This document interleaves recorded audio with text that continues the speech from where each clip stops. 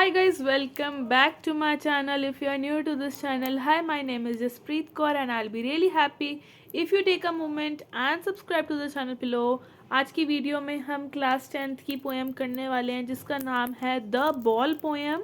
अब पोएम के जो है नाम है उससे ही पता चल रहा है कि बॉल जो खेलने वाली बॉल है उसके ऊपर बेस्ड है और ये पोएम लिखी है जॉन बेरीमैन ने।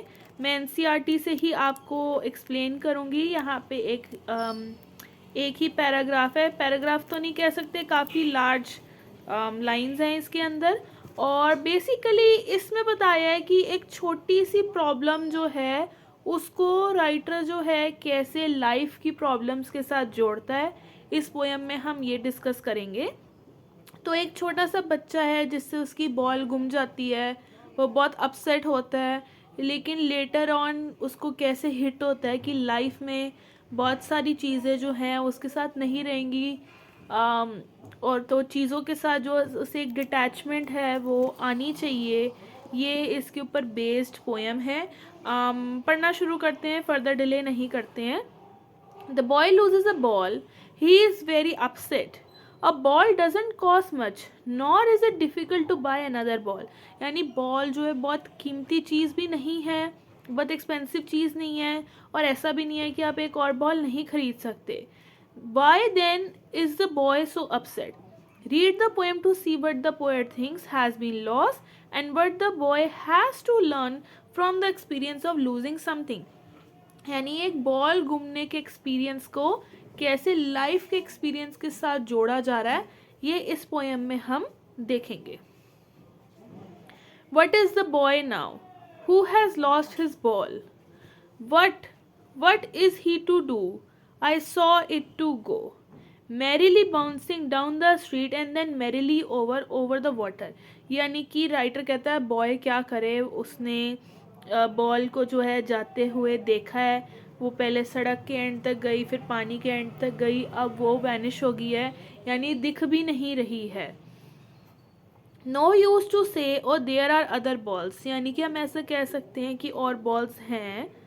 N ultimate shaking grief fixes the boy as he stands rigid trembling staring down all his young days into the harbour where his ball went I would not intrude on him. Harbour basically एक ऐसी जगह होती है जहाँ पे ships आती जाती हैं, तो वो जो है वहाँ से देख रहा है कि इसकी बॉल जो है दूर होते होते होते दूर चली गई है, और वहीं से उसको रियलाइज़ होता है कि उसका चाइल्डहुड जो है वो भी डे बाय डे लॉस्ट होता जा रहा है। अगर आप किसी से पूछो ना उसकी लाइफ का बेस्ट टाइम कौन सा था, तो वो कहेंगे उनका बचपन। लेकिन बचपन कब आता है और कब चला जाता है ये किसी को पता नहीं चलता। तो बॉल के ही लूजिंग से उसे पता चलता है कि उसका चाइल्डहुड जो है वो भी लॉस्ट हो रहा है। अब उसकी उम्र नहीं रही कि वो बॉल के साथ खेले, क्योंकि डे बाय डे उसके ऊपर अब रिस्पॉन्सिबिलिटीज़ भी आएंगी जैसे जैसे वो एडल्टहुड में जो है वो आएगा। और dime another ball is worthless now his senses first responsibility. यानी कि जो बच्चा है उसको अपनी पहली रिस्पॉन्सिबिलिटी जो है वो रियलाइज़ होती है। यानी कि एक और बॉल ख़रीदने से वो उस बॉल की कमी पूरी नहीं हो सकती। जैसे एक बार चाइल्डहुड चला गया तो चला गया, वैसी एक बॉल चली गई तो चली गई, वो वापस नहीं आ सकती, जैसे चाइल्डहुड वापस नहीं आ सकता। Balls will be lost always little boy. नहीं, in the world full of possessions people will take balls and balls will be lost little boy and no one buys a ball back। money is external, यानी money जो है वो एक external चीज़ है। आप money से सब कुछ नहीं खरीद सकते।